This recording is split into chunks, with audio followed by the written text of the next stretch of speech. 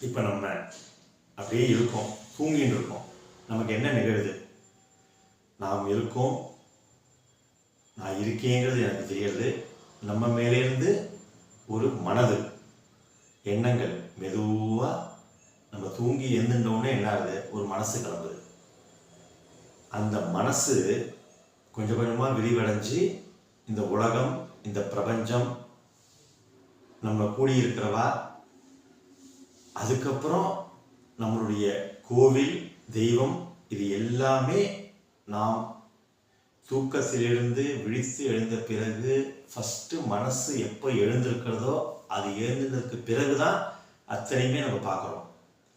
அப்போ இந்த பிரபஞ்சம், இந்த உலகம், இந்த கோவில், தெய்வம், இஷ்ட தெய்வம், மகான்கள் எல்லாருமே இந்த பூதாகாசம் முழுக்க இந்த சித்தாகாசத்தில் ஒடுங்கிறது. அந்த சித்தாகாசம் நம்மளுடைய ஆத்மாவாக இருக்கக்கூடிய சிதாகாசத்தில் ஒடுங்கிறது.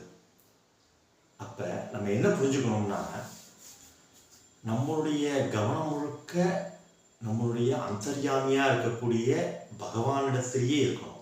ஏன்னா நான் இருக்கின்றேன்னு சத்சித் ஆனந்தமாக அந்த ஸ்வரூபமே நமக்குள்ளே எப்பவுமே விளங்கிட்டு அதுவாக தான் நாம் இருக்கோம். பெருமாளாகவும், ஈஸ்வரனாகவும், மகான்களாகவும், ஞானிகளாகவும் உலகத்தில் நம்ம என்னென்னலாம் பார்க்குறோமோ அது அத்தனையுமே இந்த மனதுக்குள்ளே அடங்கி அந்த மனது நம்மளுடைய ஆத்மாவுக்குள்ளே அடங்குறது. இதுதான் ஒரு ஞானம்.